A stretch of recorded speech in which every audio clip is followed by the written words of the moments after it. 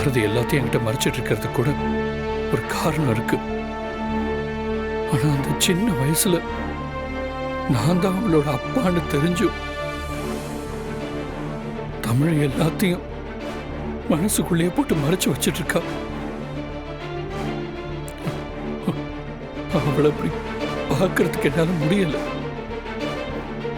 பாரதி என்னோட வைஃப், ஆதித்யா தமிழ், 2 பேரும் என்னோட பசங்க. இவ்வளவு உண்மை எனக்கு தெரிஞ்சும் எதையுமே வெளிக்காட்ட முடியாதபடி இருக்கு. இது விதியா இல்ல சதியான்னு எனக்கு தெரியல.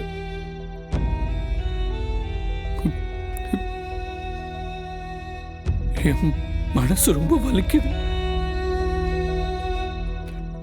அந்த வலி என்னால தாங்க முடியல.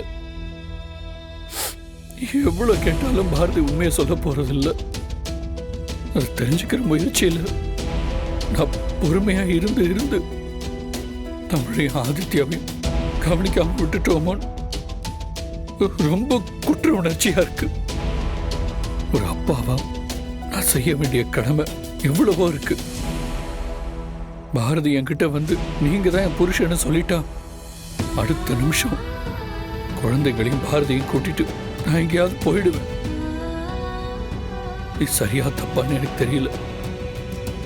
நானும் பாரதி தான் இந்த விஷயத்தை என்கிட்ட சொல்லணும்னு பிடிவாதமா இருக்கேன்.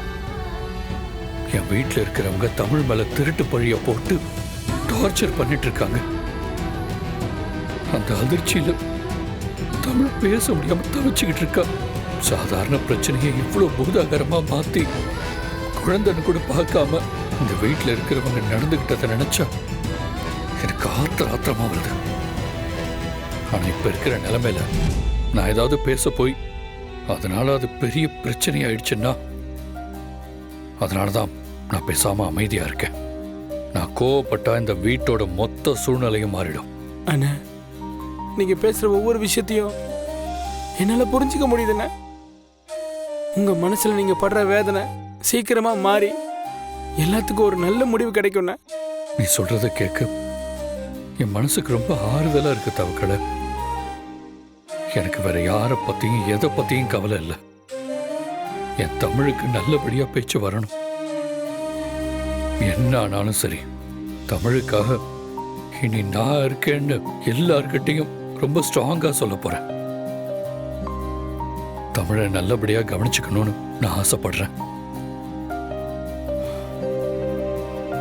அது மட்டும் இல்ல, தமிழை கண்டிப்பா நான் எப்படியாவது பேச வைப்பேன். இனி ஒரு நல்ல பொறுப்பான அப்பாவா நான் இருப்பேன். அண்ணா, உங்க மனசு மாதிரியே எல்லாமே நல்லபடியா நடக்கும்ண்ணே. நடந்த விஷயத்தையே நினைச்சுக்கிட்டு இருந்தா கவலை தானே அதிகமாகும். நேரமாச்சுண்ணே, வாங்கண்ணே போய் தூங்கலாம். இல்லை தவக்கலை, எனக்கு மனசு சரியில்லை. நான் கொஞ்ச நேரம் இங்க இருந்துட்டு வரேன். சரிண்ணே.